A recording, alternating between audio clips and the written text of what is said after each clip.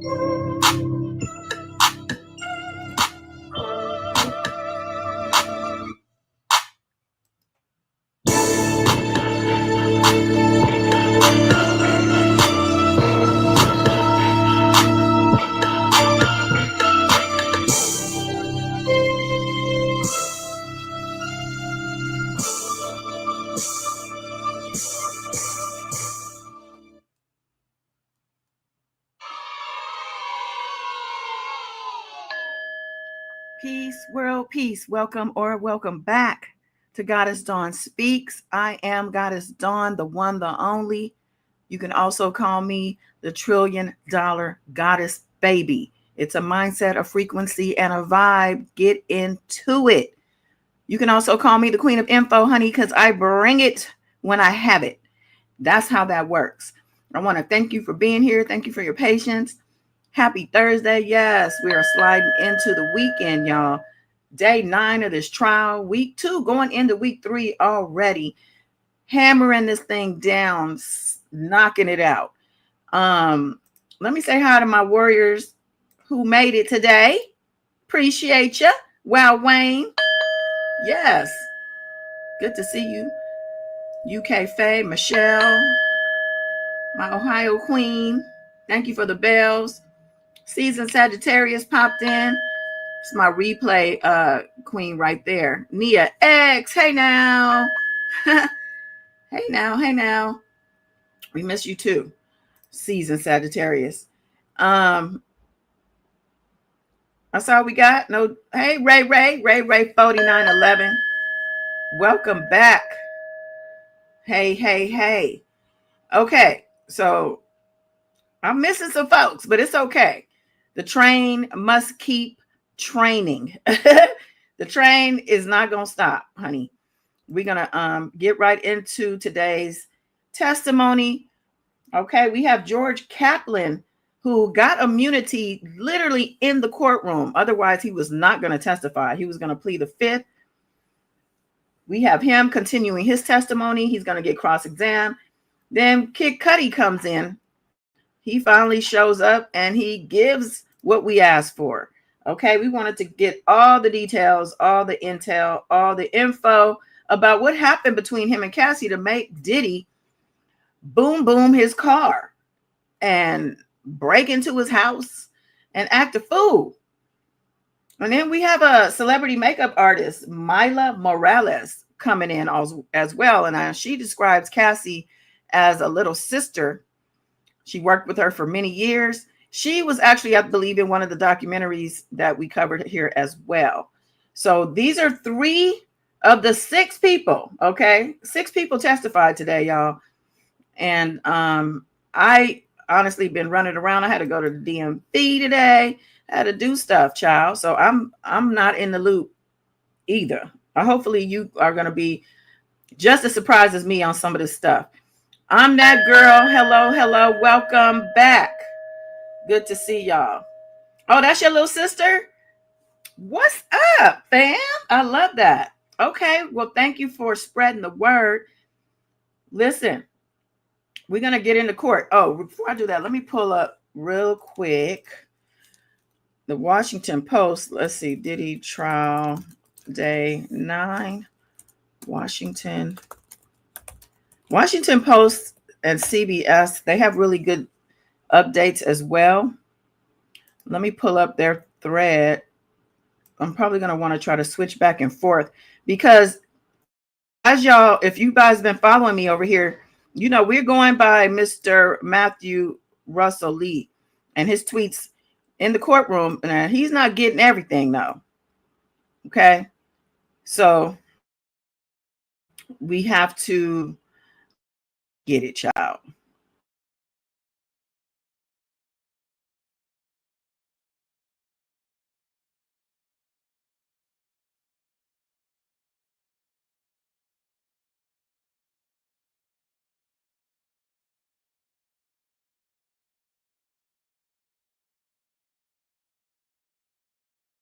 May not speak for long given the prosecution's brisk timetable. Ms. Cudi is like a sensational allegation first described in Cassie Ventura's 2023 lawsuit against Combs. You know, she claimed he boomed his car, or at least threatened to. And when he found out that Kid Cudi was dating Cassie, Kid Cudi actually, I think I did hear that. I peeked into a few people who had gone live. I heard a couple things. Okay, so we'll stop there, and from there we'll go right into court, honey. Put your devices away. Okay? Can't bring your devices into the courtroom. Make sure you have your listening ears on. Get you a snack or two, something to sip on, whatever is working for you. Now, as always, I need to thank Mr. Matthew Russell Lee at Inner City Press for covering this trial live in the courtroom and giving us these live tweets. And then let's see what it do today, y'all. He says, okay, U.S. versus Sean Combs, day 9. 6 witnesses, including Kid Cudi on Molotov cocktail, crossed by Brian Steele. All right. I heard Brian Steele got in a little bit of trouble with the judge today. Brian Steele is Young Thug's old attorney, the one that helped him get off. And I have an update on that from TikTok. So let me make sure I have that on my notes because I'll be forgetting. Let me see. Brian Steele. TikTok. All right. So the reporter notes, down at courthouse entrance, much security, presumably for arrival of Kid Cudi. He says, now up in court, before jury is brought in, the judge says, I didn't hear the government objecting to Mr. Kaplan testifying about Ms. Ventura asking for rugs in Boston. The judge said, let's get Mr. Kaplan back on the stand. The witness enters, and then the jury enters. The prosecution asks, when did you carry cash for Mr. Combs? Kaplan says $50,000 on his private jet. Did you pick up cash for Mr. Combs? $10,000 at Western Union from Combs Enterprises. There we are again, linking the business, because what did he do with that $10,000? Okay. Prosecution asks, what long-term relationships of Mr. Combs were you aware of? Kaplan says Cassie, Kim, Gina. Who was Kim? Mother of his children. Cassie, girlfriend. Gina, another girlfriend.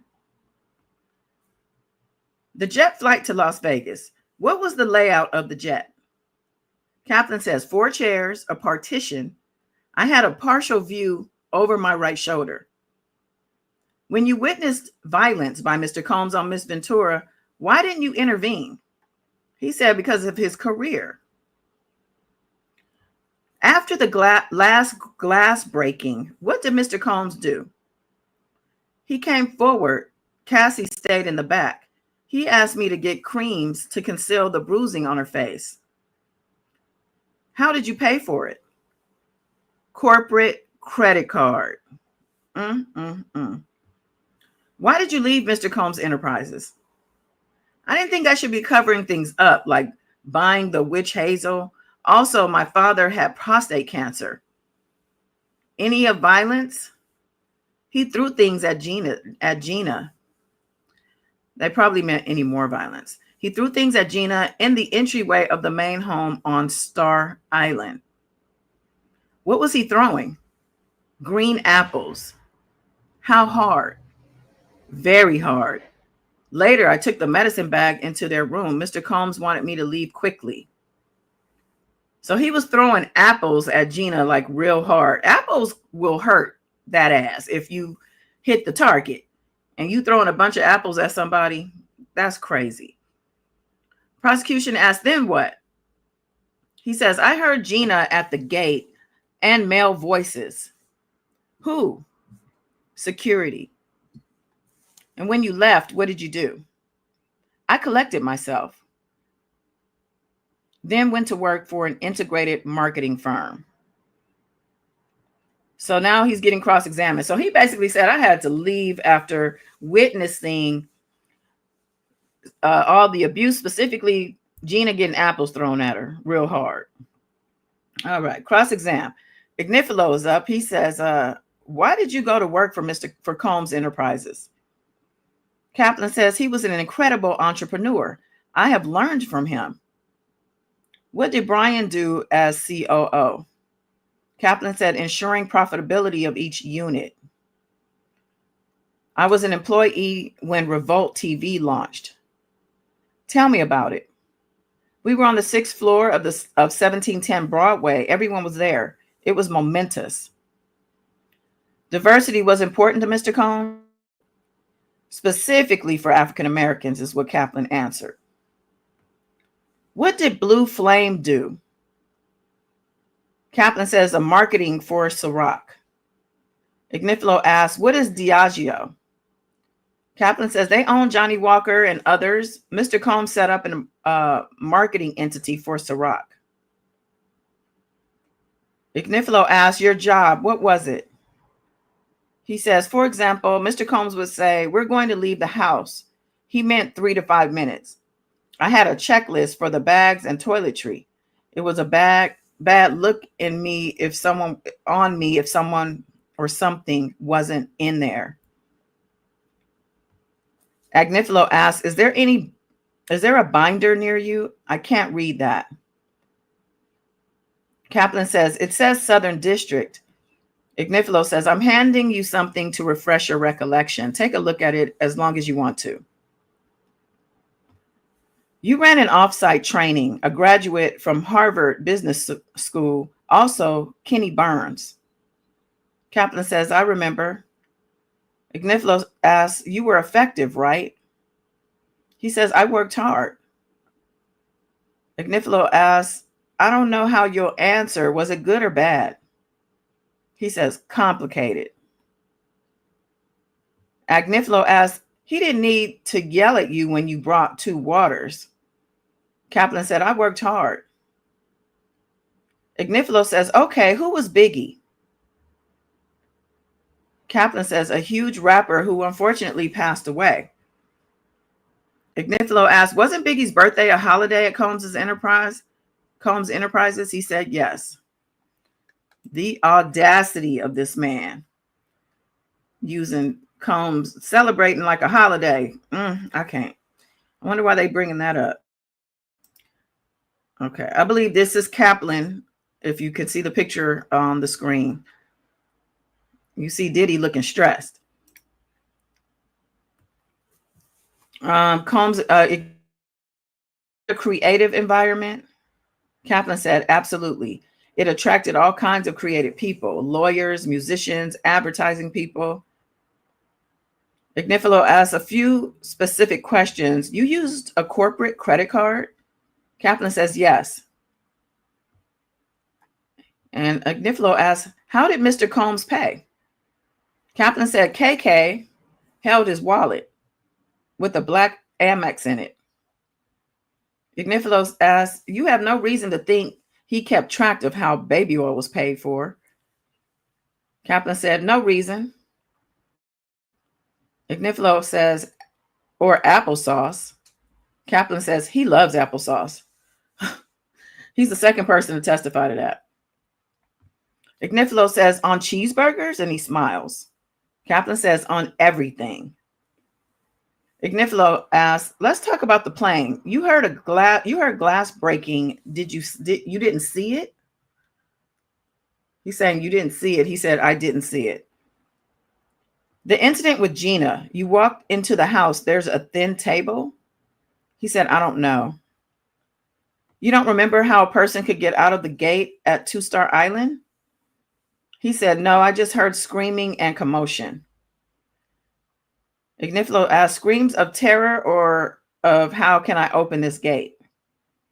Kaplan said, I don't know how to distinguish between the two. Ignifilo says, he threatened your jobs, but did he physically threaten you? Kaplan said, no. Ignifilo says, you talked about Kim Porter. How was she different? Kaplan says, his respect for her. They had incredible kids. Ignifilo says, thank you.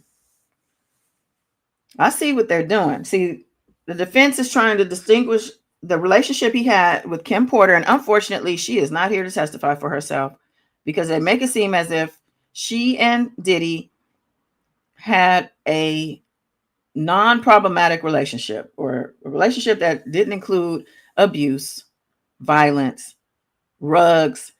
All of that was in there. And we all know that. All right. So Ignifilo says, when you set up hotel room for Mr. Combs And Miss Porter, there was no baby oil, right? He says, lotions. Ignifilo says, you expressed caution about hotels while you clean the room afterward.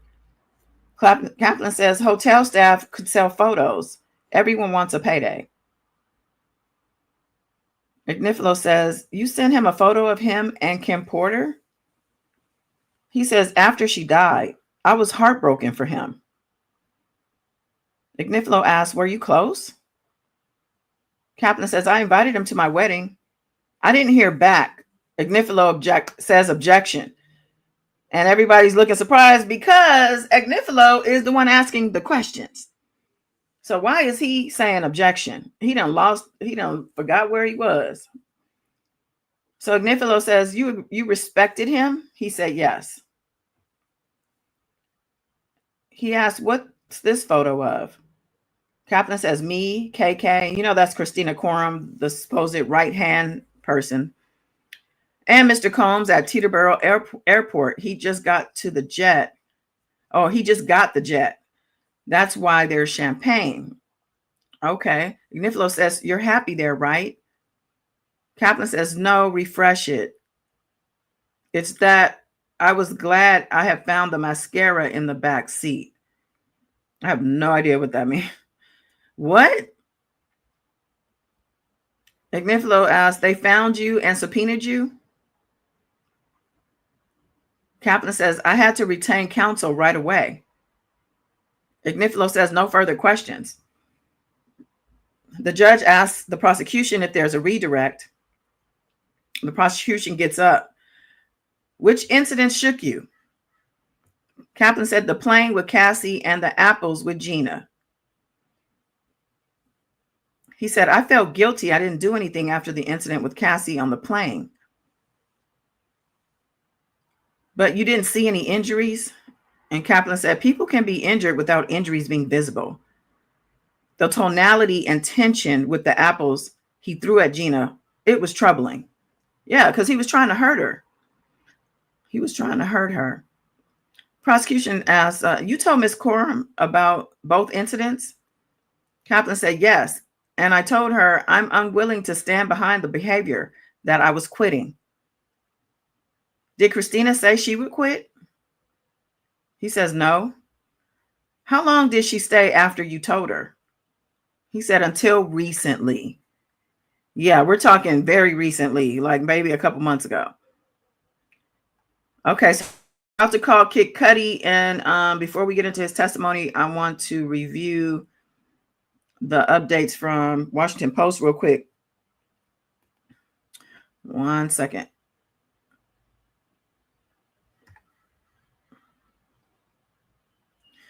Sean Combs' former assistant George Kaplan testified Thursday about a harrowing incident between Combs and Cassie Ventura on a private jet.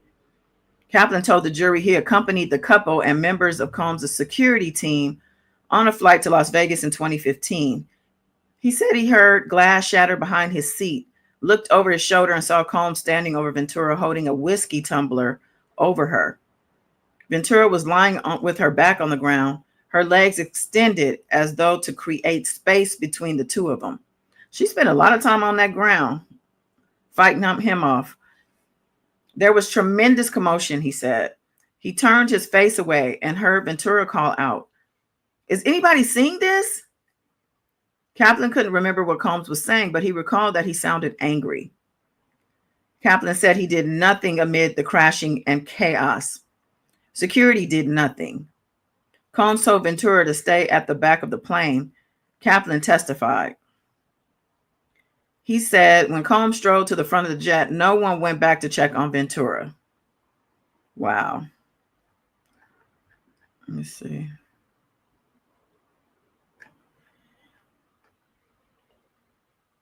George Kaplan excelled heavily when asked why he did nothing when he saw Sean Combs' violence towards Cassie Ventura on the private jet. He said, "I was 23 years old. All I wanted to do was have a great job in the entertainment industry. At that time, I couldn't believe my good fortune working for such an icon," he says, and was concerned speaking out could jeopardize Combs' well-being. So he didn't want to hurt the icon, Sean Combs. He seemed to be have advised Sean.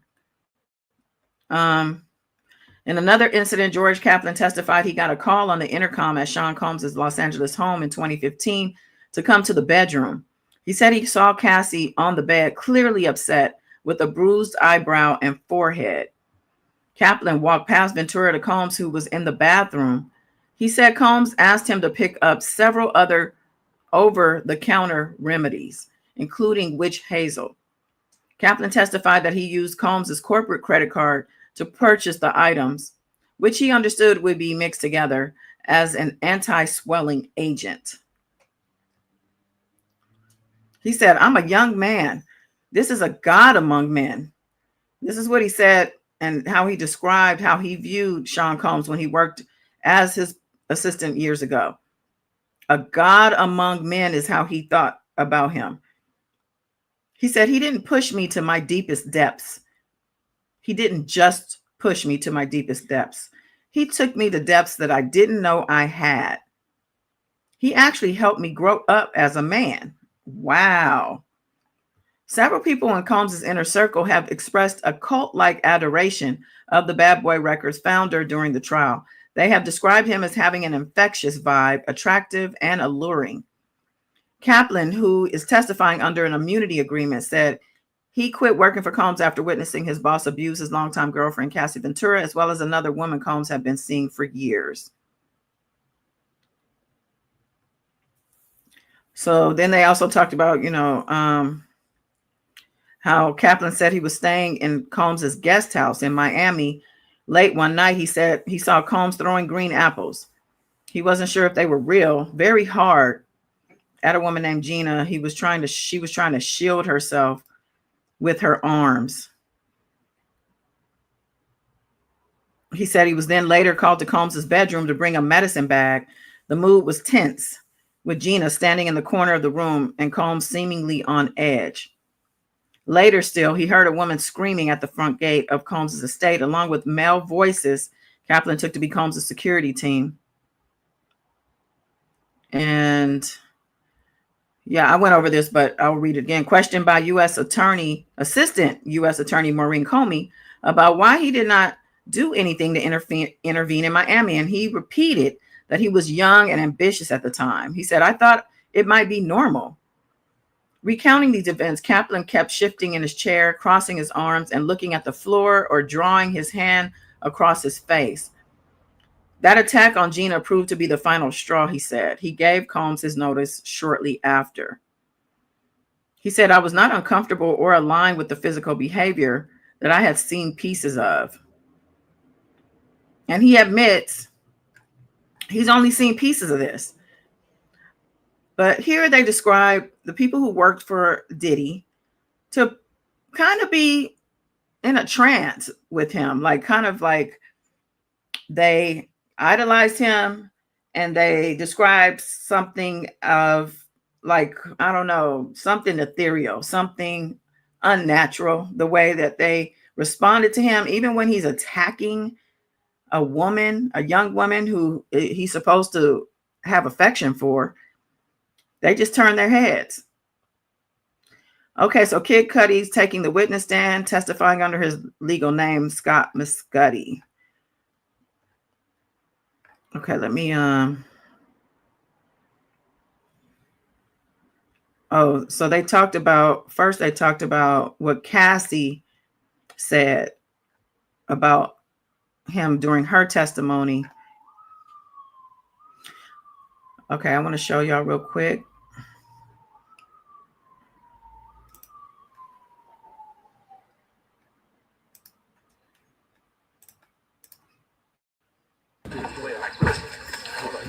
What do you expect today? Not too serious. What do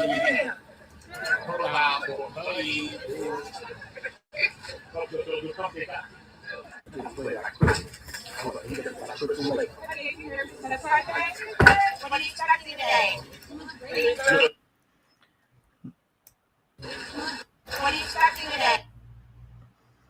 Y'all, this is a man who's stressed out. Smoking on a cigarette. He looks cool in his outfit. Jeans, a leather jacket. He looks very casual for a federal court. But he's an entertainer. This is what they do, right? But he's well put together man. I can tell he probably smells good too.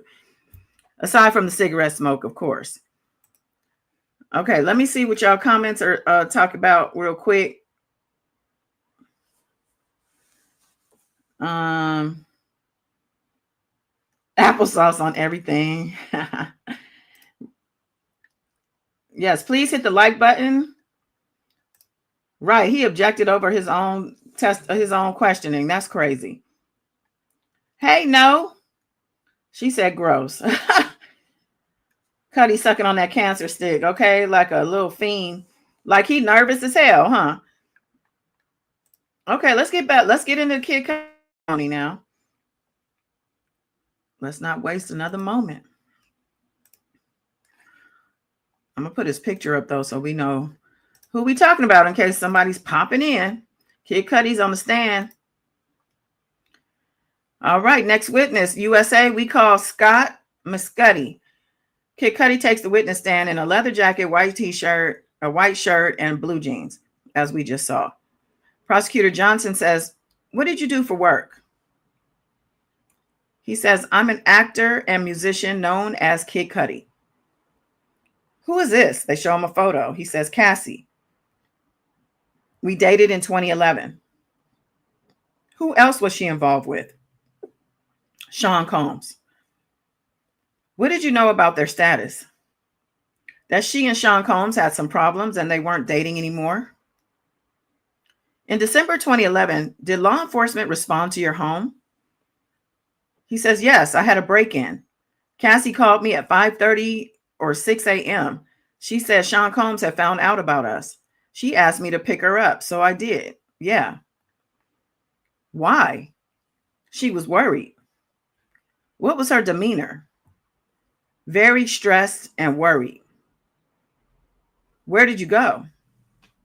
"The Sunset Marquee." "Why?" "I thought it was safe and off the radar."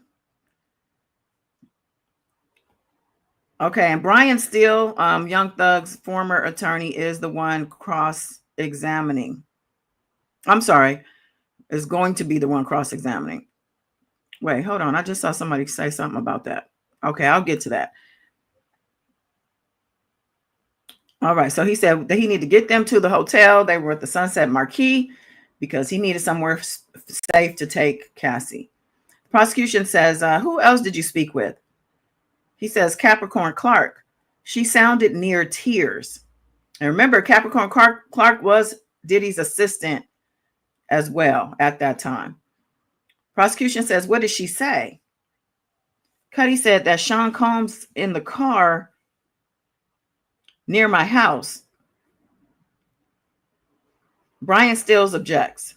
Judge overrules. "You called Sean Combs?" He said, "I did. He said, I'm over here waiting for you." "When you arrived, what did the outside look like?" "Pretty normal." "Any security camera?" "Yes, but I found out they weren't working." "But the security cameras have been moved." "Did you move them?" Oh, Cudi said the security cameras have been moved, and prosecution asked, "Did you move them?" He said, "No." "What did you see inside your home?" He said, "Gifts were open, some stuff I got from Chanel, and my dog was locked up in the bathroom." Prosecution asked, "How did you usually leave your dog?" He said, "I let him roam." "How long had you had your dog?" 3 years. "What changes were behavior?" They're basically asking what was the changes in behavior of the dog after the break-in. He says, "Jittery, on edge all the time. Just ruined his dog." Cudi said, "I got back in and called Sean Combs again. I was looking for him. I wanted to fight him, you know." "Did he answer?" "Yeah, he said, I'm on my way." I thought to myself, and then Steele objects again.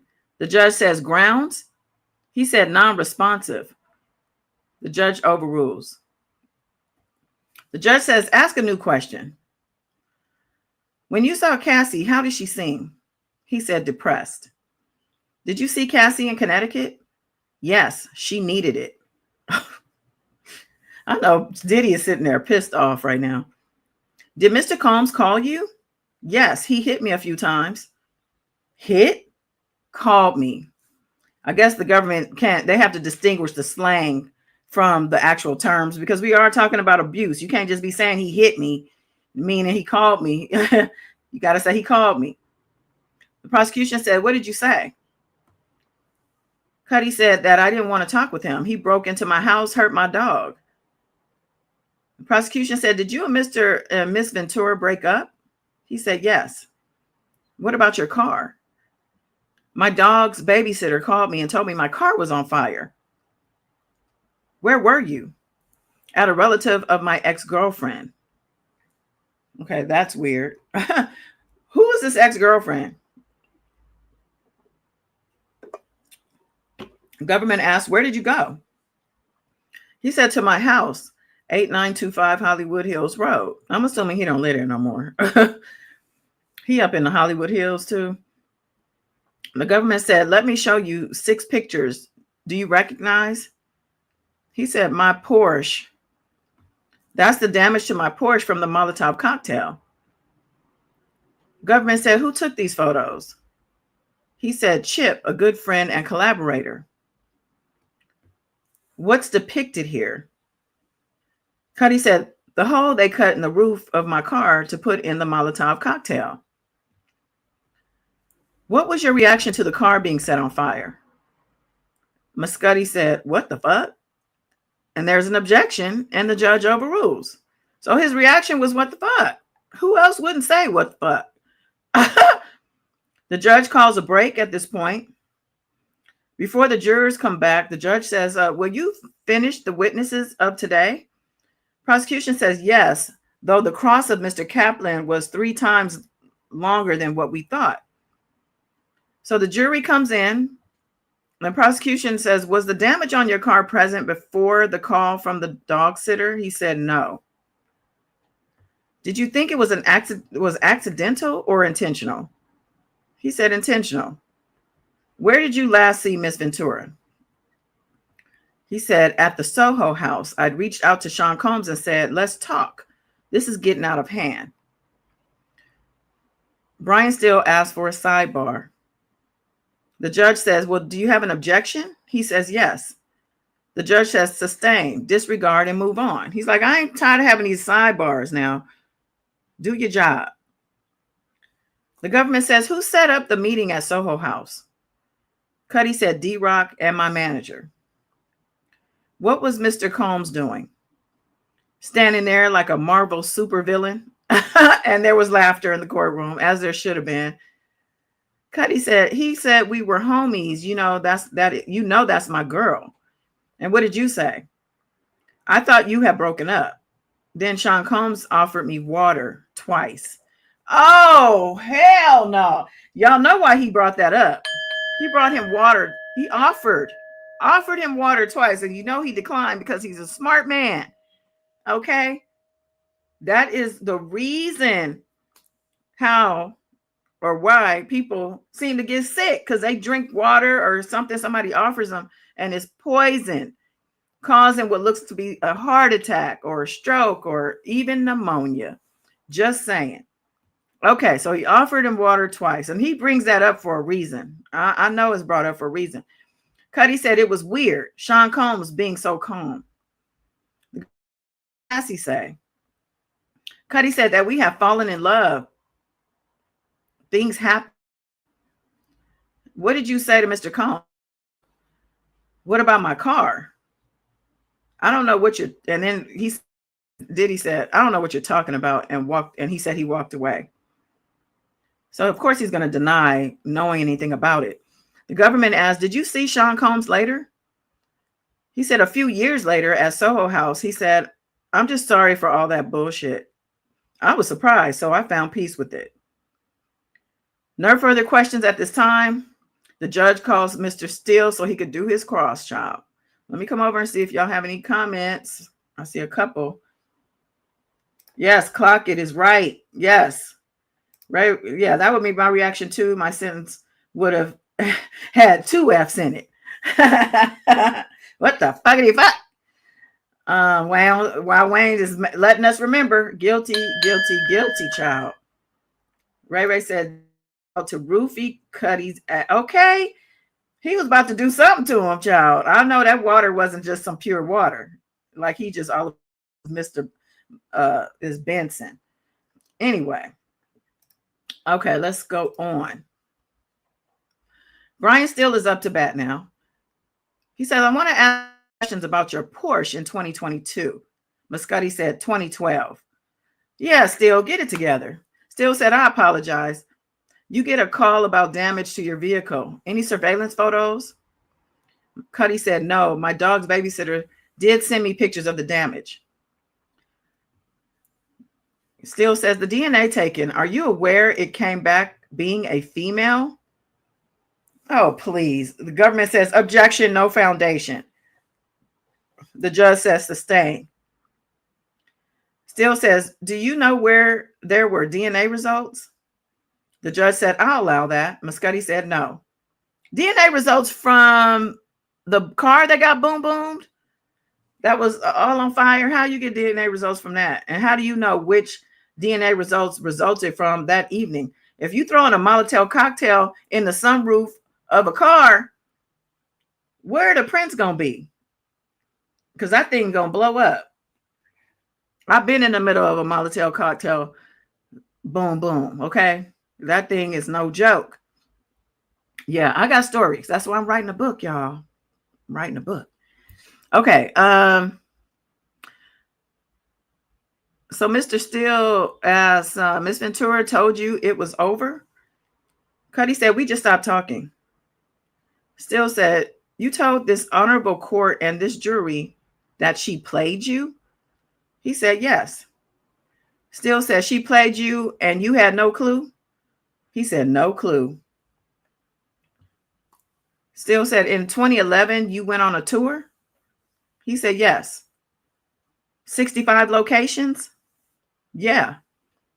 At that time, Sean Combs, as an icon, fair to say, was an icon, I guess. He said, yes.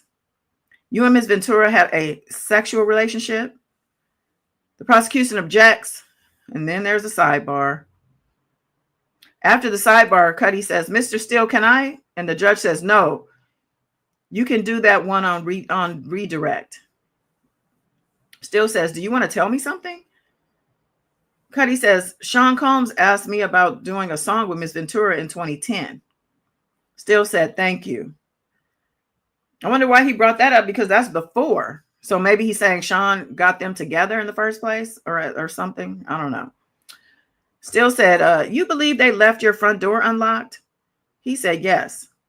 Steele said, no forced entry? He said, no. Steele said, just presence open, dog in the bathroom. I'm not belittling, just asking. You called Sean Combs? He said, yeah. He was calm? Yes. You went to see him. You didn't think he had a GUN? Cudi said, I couldn't call it. Steele said, you're a strong person. That's how you categorize yourself? He said, yeah, this crossed the line. Miss Ventura told you she was abused? He said, yes. But she never said she was sexually abused, true? She did not. You loved her? Tell me if I'm wrong. I did. You got played by the same person who played Mr. Combs, Cassie Ventura. No, she didn't play damn Sean Combs. Okay, Steele says, in the 13 years since, have you ever been notified in California that there has been any more action on this car fire? He said, no. Miss Ventura have multiple phones? He said, I don't remember. Steele said 35 to 12. Cudi said, Cudi said, if I said it, I said it. Do you know what a burner phone is? He said, untraceable.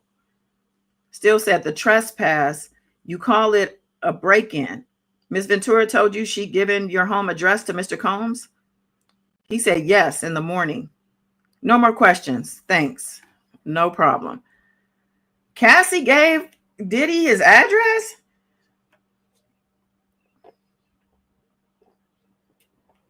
Wow. So the judge is asking if there's a redirect. The prosecution comes up and says, what did Ms. Ventura writing you about? He said that he would hit her sometimes. The day of the break-in, was she carefree? He said no. What did Capricorn Clark tell you? Sean Combs and an affiliate forced her into a car to come to my house. I called the police. Hold on one sec.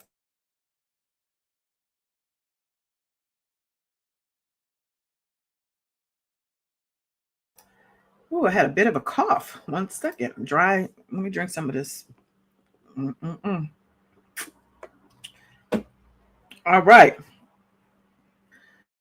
So the prosecution is clarifying. You said Capricorn Clark drove Diddy to your house. He said the USA, and he said he called the police. The prosecution says, how would you describe Cassie that day? He said, just really shook. Him finding out about us. Why did your relationship with Miss Ventura end? He said the drama, it was getting out of hand. I wanted to give space. What drama? They asked. The break-in for my safety, her safety. Still objects. The judge asked what grounds. He says speculation. The judge overrules.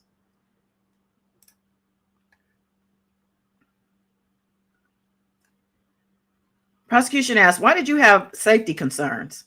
He said, because I knew Sean Combs was violent. Still said, Your Honor, may we approach?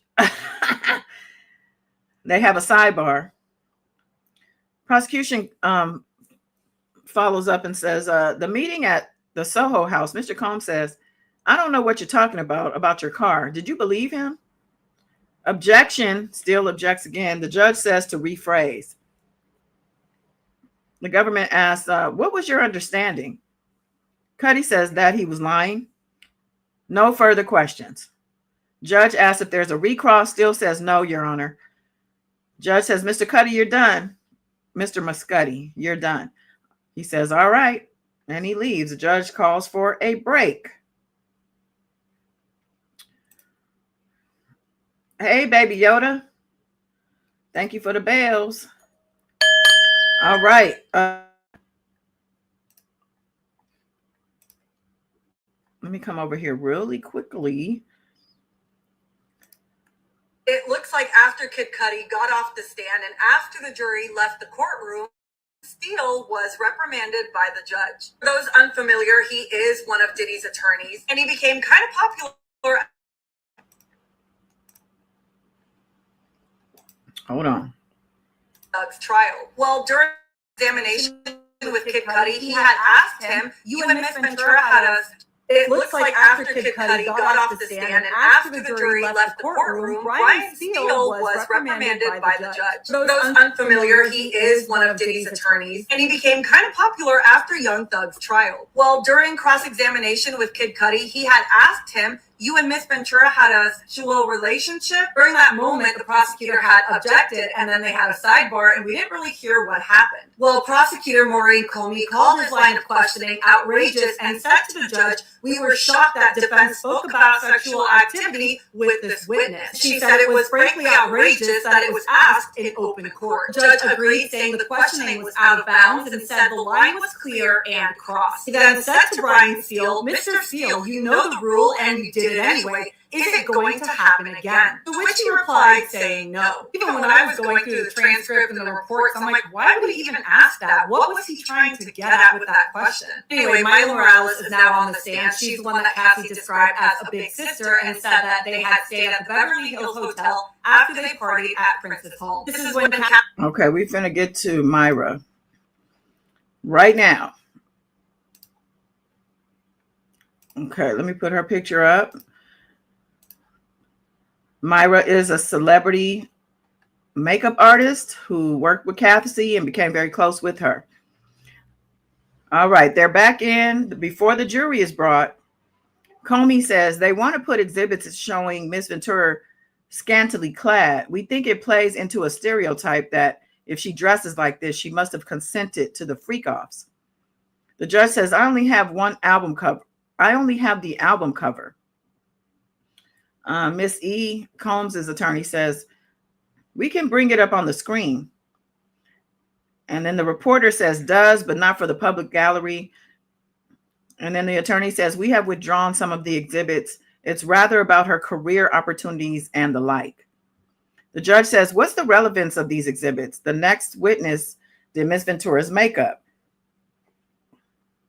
But what's the purpose of the pictures? It's a 402 issue first. Relevance. Ms. E says, Miss Ventura testified about her career being impacted. Comey said, I'll stipulate. The judge says, this is of a public event. So what's the problem? Comey says, it's a low-cut dress. The judge says, I'm allowing it in, but not 6:52 or 7:45. Bring in the witness and the jury. All right. So everybody's in. Prosecution asks her name. She says, Mylah Morales. I'm a celebrity makeup artist. Do you recognize anyone you've worked for? She says, Sean Combs in the gray sweater and white collar. When did you work for Mr. Combs? 2000 to 2005. Then who? Rihanna. Who else? Jennifer Lopez, Cassie. When did you work with Cassie? 2007 until COVID. She was like a little sister to me. How much older than her are you? A few years. Did you see her with injuries on her face? 2010, Grammy weekend, Prince party. Where were you with her? Beverly Hills. I fell asleep in the room and woke up to a commotion. Cassie walked in. Then Sean asking, where the fuck is she? What did he do? Walk into the bedroom, shut the door? What did you hear behind the door? Yelling and screaming, both of them. Then Sean Combs left. What did you see next? Cassie. She had a swollen eye and knots on her head. I packed her things up. We went to my house. Then my doctor friend came and examined her to see if she had a concussion. What were you afraid of? Sean, I feared for my life. Miss E objects, move to strike. The judge overrules. How long did she stay? Days. Have you done interviews about this? A couple. Were you paid? No. Did you provide evidence? Photos of me and Kim Porter, early 2000s. Were you paid? $1,000. The prosecution says no further questions. The judge says to go ahead and cross. Miss E says, did you assist Miss Ventura for any red carpet events? She says, possibly, and some music video, Black and Yellow. Combs, or Miss E says, we have photos. 647, please. They show photos from a video shoot. Miss E says the goal was that she looked put together. She says, yes. These photos show your artistry. You reposted them on Instagram? She says, yes. You were in her hotel room, though you lived near? She said, yes. You met Miss Ventura's family? She says, her father. You called a doctor and a lawyer? The lawyer lives in San Francisco. You provided emotional support? Yes. You did an interview with CNN and with Extra TV, Don Lemon, Piers Morgan? Yes. Did Dateline reach out to you? I don't look at those anymore. Did you ask the government if you could do more? Look at this. So you asked permission to speak to Dateline? Of course I asked. After the incident, neither Mr. Combs or anyone from his company ever approached you? She said, no one did. For a documentary, were you paid? She said, therapy. You sold the photos to CNN for $1,000? She said, yes. No further questions. The judge calls up for the next witness. The next witness is Frederick Zamore, the general manager of L'Hermitage Hotel in LA.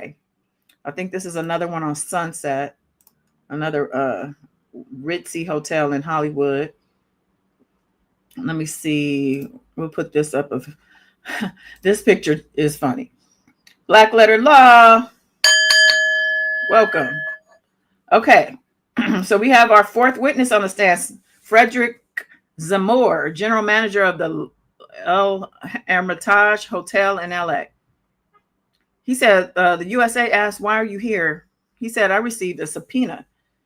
Are you familiar with the hotel's reservation system? We have a system called Opera. We enter in personal preferences. How long do you keep them? They stay forever.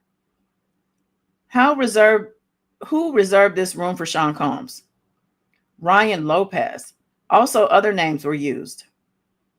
When was this profile first created? 2006. It says Sean Combs and Bad Boy Records. Then they changed it to Jackie Star. Let's look at 2011 to 2012. This reservation, what's the bill? Over $2,000. It says only charge if Christina Coram approves. What were the instructions? Put room out of service for cleaning, like the room hot, set it for 75 degrees. Oof. What are these complaints? He says candle wax on the carpet, security call, charge $500. No further questions. The judge is asking for cross-examination and they don't have a thing for this man. Next witness. The United States brings up Agent Josh Croft. Where do you work? He said, Homeland Security Investigations. I extract data from computers. What is your training? The SANS Institute. What does that stand for? I don't really know. They're opaque in that way. What tools do you use? TX1 and Digital Collector.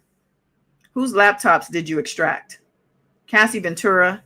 This is a MacBook Pro, roughly from 2010 to 2011 with a white case. Did you boot it up? I got the MacBook factory default screen. But you got data? Yes, the hard drive had data not overridden by the factory reset. What is unallocated space? He said something not viewable, something previously deleted. Explain how computers store data. You have a table of contents, a file that can still be stored in unallocated space. So on these three laptops, how were they backed up? He said iTunes was used before iCloud. Some looks a little funky, but you can validate the funky, as you say, data by going to the raw data. He says yes. They say nothing further. The defense says, on one of the laptops, there was a Frank Black profile. He says yes. Did you process every file? He says yes. Have a wonderful weekend. Prosecution comes back and says, Frank Black, did you proceed under Ms. Ventura's consent? He says, under warrant. So there was a warrant for the information. The judge says, no more witnesses. Jurors, I intend to release you early. Any objections? And there was laughter. Don't read anything about the case. Go for a walk. Watch the Knicks avenge their game 1 loss. More laughter. And you must tattle. We're making great progress. He said, all rise. And the judge says to enjoy. Okay. Well, that was 4 witnesses, wasn't it? Or did I wait? They went so fast. Okay, so we had Morales, and then we had Zamore. Wait, I think that's 5. Zamore. What's going on with my pen? Hold on. Zamore. And then we have, he's the hotel manager. And then Agent Croft. And he's the IT guy. Okay. 1, 2, 3, 4, 5. Okay. All right. Let's come over to Washington Post.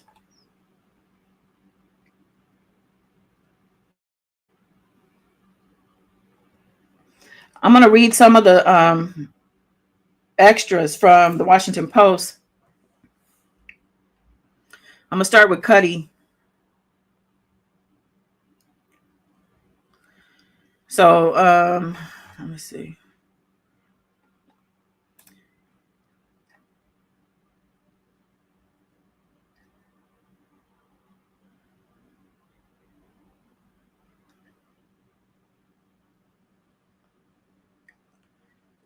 Okay. Well, actually, there's a lot that has already been stated here, but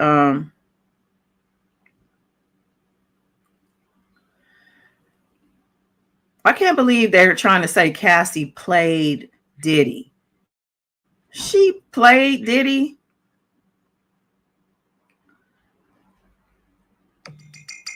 Sean Combs' demeanor was off-putting during the Soho House meeting. Cudi testified. He kept offering me water. It was weird. He was so calm. Okay, yeah, we read all that. The meeting concluded with two men shaking hands. Cudi testified he recalled asking Combs, what are we going to do about my car? He said he made sure to ask the question when our hands were clasped together so he could look him in the eye. So they were shaking hands. Their hands were clasped together. He said Combs gave him a cold stare and replied, I don't know what you're talking about. And he said Cudi took his hand back. Combs seemed surprised. He said, wait, I thought we were cool.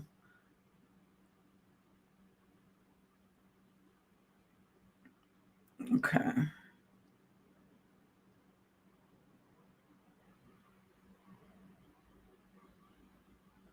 Okay. I think they got most of that testimony.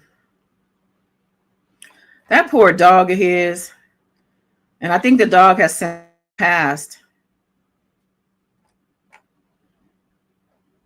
Okay, let's see what else they have here. Before the court left on its lunch recess, prosecutor Maureen Comey had harsh words for Sean Combs' attorney, Brian Steele. Oh, the prosecutor has something to say to him. During cross-examination, Steele had begun a line of questioning, asking Scott Cudi, who goes by the stage name Kid Cudi, whether he had a physically intimate relationship with Cassie. Steele should have alerted the court that he was going to pursue that line of questioning. It was frankly outrageous that it was asked in open court. I think we read that in the transcript. And the judge said it was out of bounds. And then the judge says, it's not state secrets. You need to at least let people know. Yeah, that's one thing I noticed about the judge. He don't like to be left in the dark or be surprised about anything. I remember when he called Comey and Ignifilo into his chambers after one of the sessions, and he said no court reporter either. And that means he was about to lay into him. Okay, so we have Mylah Morales.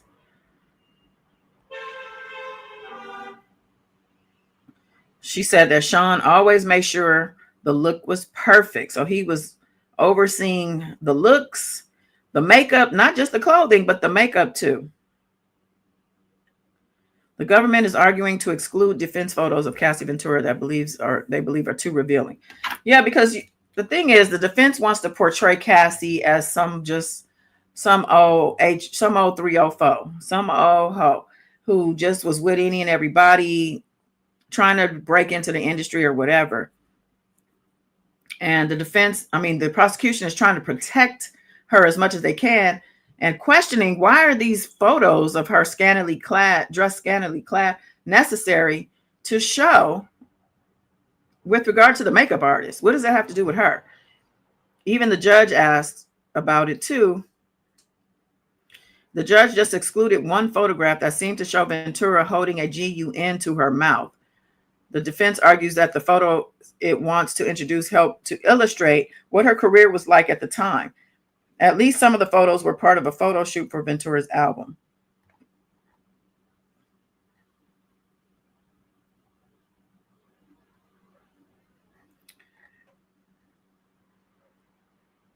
Fourth witness, Frederick, Homeland Security, Joshua Croft. Okay, so they do confirm this was the last witness for the day. I just wanted to make sure because I kept seeing six witnesses. So there were 5 witnesses today. And the last one was Croft, Joshua Croft, Homeland Security special agent who extracts data from devices. And he did so for multiple devices involved in the case. And they're telling us this for a reason, guys. They're letting us know how the data's extracted and that it's done legitimately through this Homeland Security agent because they're going to be bringing up stuff they got off of these devices. I'm pretty sure. Let's see. He led methodology, which was quite technical, in detail for the jury. He gave a broad overview of what he found on different laptops, signs of damage or being erased to factory settings, for example. As Croft went over this, Sean Combs scooched his chair up to the defense table, his spiral blue notebook in his hand, and bent his head over to write in it. So he's trying to take notes of how they extract data from the laptops. I would love to see his notes because I'm pretty sure it's nothing having to do with court. He got all his little Diddy bopper notes in there about who's next to threaten. Yeah, the judge was very lighthearted. This Memorial Day weekend, y'all. So there's no court tomorrow or Monday. And says anticipating perhaps that jurors might feel family and friends over the long break, might meet family and friends. The judge reiterated his order they not discuss the case.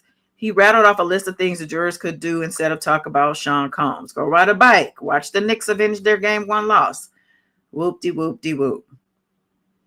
He emphasized that the jurors cannot look up anything about the case, read any coverage of it, or talk to anyone involved in any way, shape, or form, in quotes.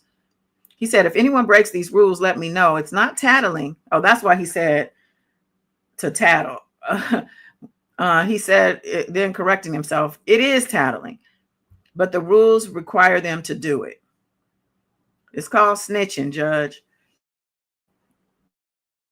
When the trial resumes Tuesday, prosecutors are expected to call Capricorn Clark, another former assistant to Sean Combs.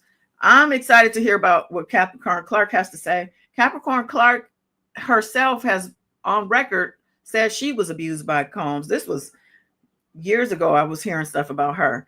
So I'm looking forward to hearing. So these people are immunity witnesses because she probably has been complicit in many things, including driving Combs and his associate over to Kid Cudi's house while they went and broke in as she sat in the car and waited as the getaway girl, the getaway driver. Okay. And she can attest to the fact that they broke the law because she was there breaking it with them. Let me see. What do I want to show y'all?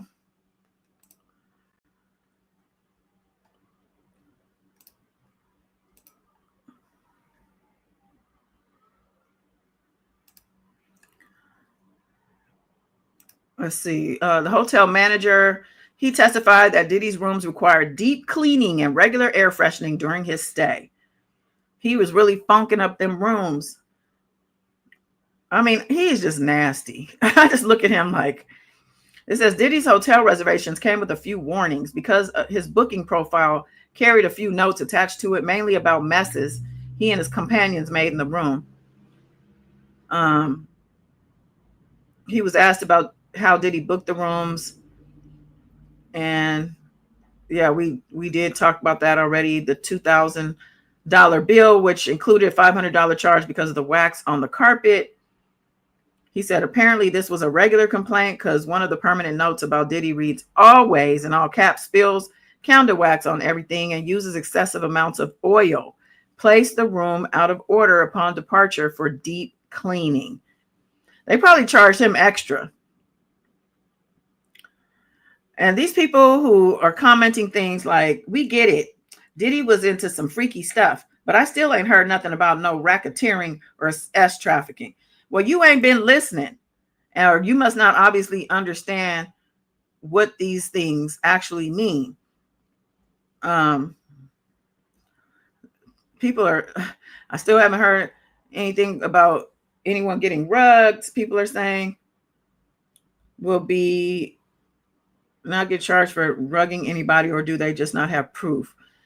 Dude, we are literally 9 days into weeks of testimonies. First of all, I know that someone on the ground reported yesterday that they did test the eye drops that were found during the raid, and those eye drops had MDMA in them. So some of these things, maybe it wasn't the baby oil, but some of these things were laced with rugs. Lauren London was trending as internet reacts to rumors she participated in Diddy's freak offs. You know, Lauren London, I spoke on this before. I do see her as somebody who they call him a honeypot. That is somebody who they will set up with typically a man who they want to put in, who they want to trap, who they want to set up, basically. And Lauren was the one that linked him with Diddy so Diddy could help him finish his victory. What was his album called? Was it called Victory Lap or I can't remember now. But nevertheless, I've seen some interviews. Nipsey was talking about how he had knew Diddy just from being out and about, but he didn't really know Diddy until Lauren introduced them. And Diddy convinced him when he thought his album was done and let Diddy listen to it, he convinced him it needed more production, and that he invited him to his studio. I think he stayed for 2 weeks while they worked on the finishing touches on the album. And then, if you guys remember, the Vibe, I think it was Vibe magazine. Wait, I'm trying to think, what magazine was that? They did a magazine cover. It was a white horse. It was in Nipsey's neighborhood. And he and Lauren were all dressed up, taking a picture with this white horse, which typically represents unaliving when you see white horse. And Diddy was there, all in the middle of the pictures, even in between them as they took pictures. And it was just very strange. But now, knowing the things that we know, we can look at that again through a different lens and have a different perspective. At least I can. It says, Lauren London is trending after her name was reportedly mentioned in connection with Diddy's ongoing federal S trafficking case. According to reports at the start of the trial earlier this month, potential jurors were given a list of names and places to tie to Diddy Combs to exclude anyone with close connections to the music mogul's sprawling network. One of the names on that list was reportedly Lauren's, the longtime partner of late rapper Nipsey Hussle. The actress has spoken publicly about Diddy, supporting her in the aftermath of Nipsey's unaliving, and she's known to have maintained a friendly relationship with his ex, Cassie Ventura.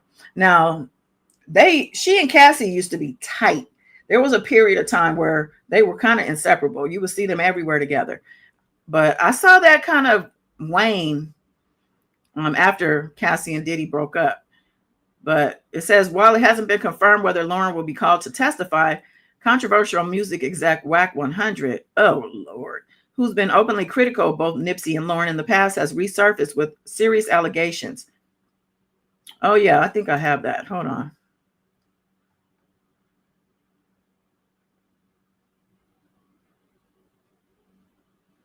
Hold on.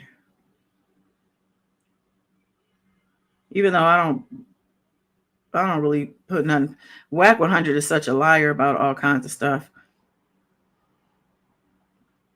I know I had saved that.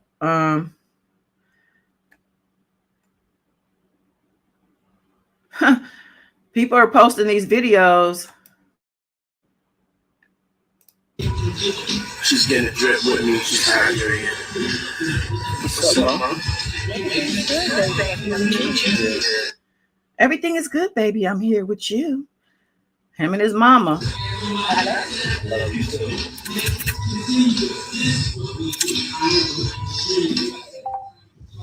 Mom, freshly dipped though.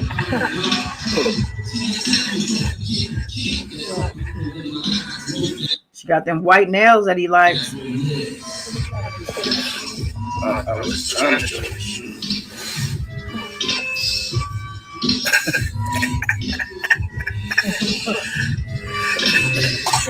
Yeah, my mom's single. Mom's single. I ain't gonna hate on my mom. She's single. Me and my mom talked about one time doing a dating show with her. She's so picky. She's so picky, they don't stand. But yeah, that'd be the funniest show in the world. I know you want to get started if she's doing that. We're not doing that. Yeah, my mom's single.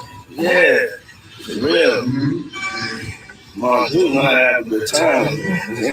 I was playing. I was shaking, baby. She come with me to strip club. I don't care. For real. It's my dog. You know, I want to live life. We out here moving and grooving. My mom told me, she just said,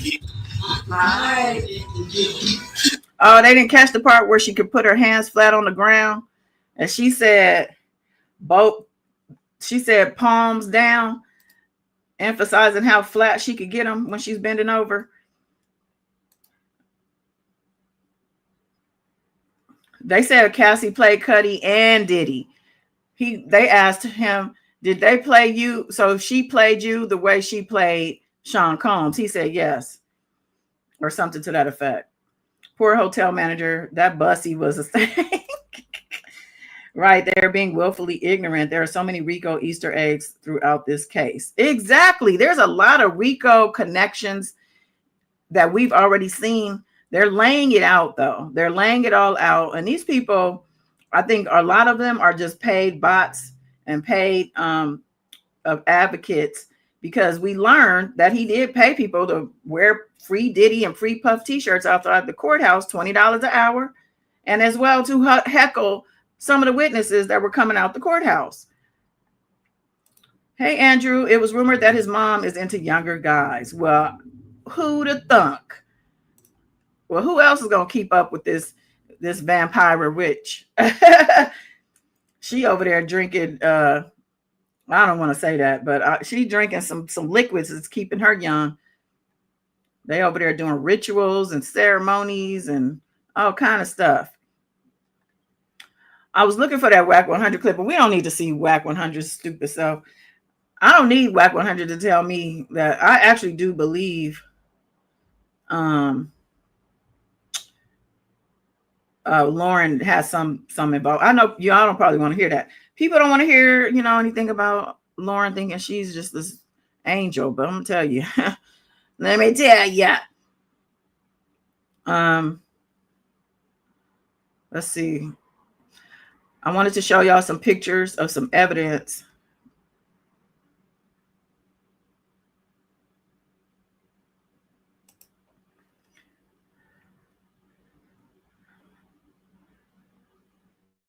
Here's Cassie and Diddy.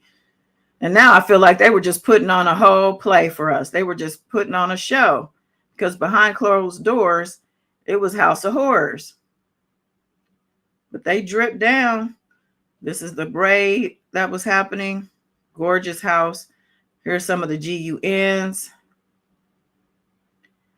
More GUNs. These are the ones that were wrapped in the white towel. Here's some of the ammunition. Bottles of baby oil and Astroglide.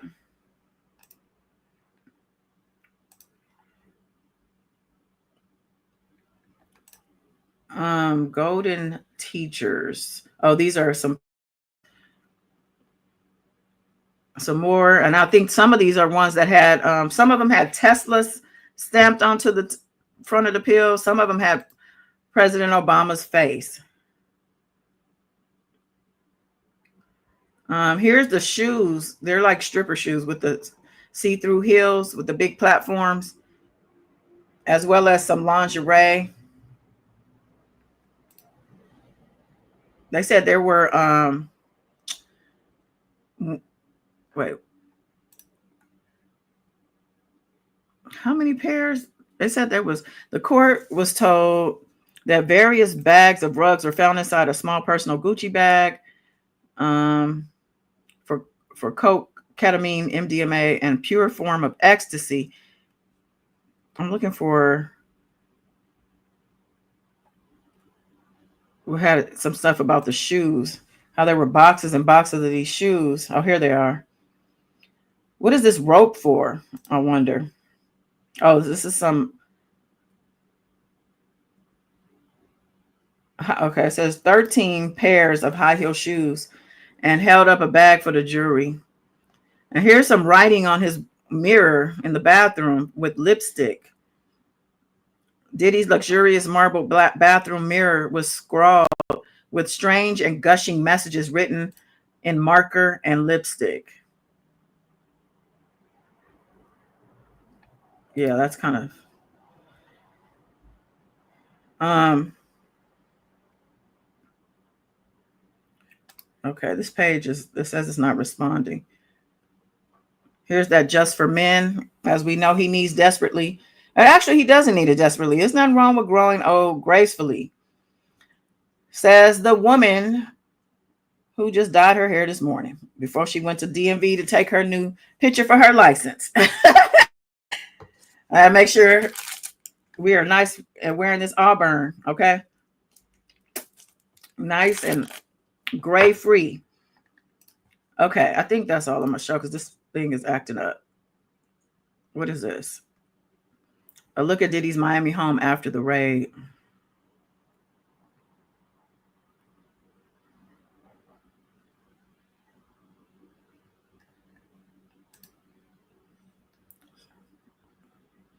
That's Don Hughes. Okay.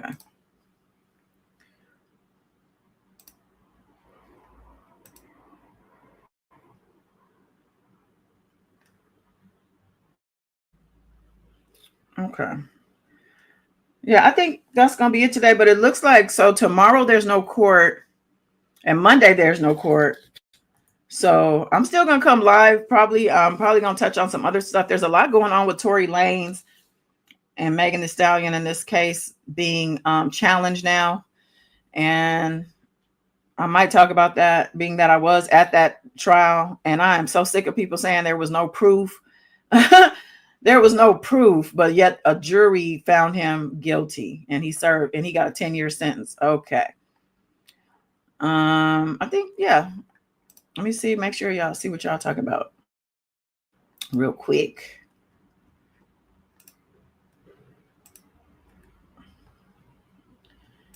And no serial numbers on them GUNs. Exactly, because you know they was used to for up to no good. Where's ASAP Ferg? ASAP Ferg might be MIA. He might be in hiding. Oh no, that's ASAP, not the other one that was on the stand against ASAP Rocky. It was rumored that his mom is in it. Oh, yeah. I'm pretty sure his mom is in the younger guys because she's used to guys as young as her, probably her own son. And anyway, it is in question still if whether or not they are actually mother and son. And it's very strange that her maiden name Smalls. Remember, we were reading the lawsuit from the ex bad boy president. What was his name? You know, it's too many names, child. I can't keep track. But the one that filed the suit against more so the mama, but he named her Janice Smalls. Come to find out that's her maiden name. That's kind of weird. Wayne said if you just came in, check out the replay. Definitely check out the replay. Please like the video. Thank you so much for your time and your engagement. and your attention. Subscribe to the channel if you haven't done so. I'm gonna be back and back and back. You can't get rid of me. You can't do it. All right, y'all. Peace and love. Till next time. Bye.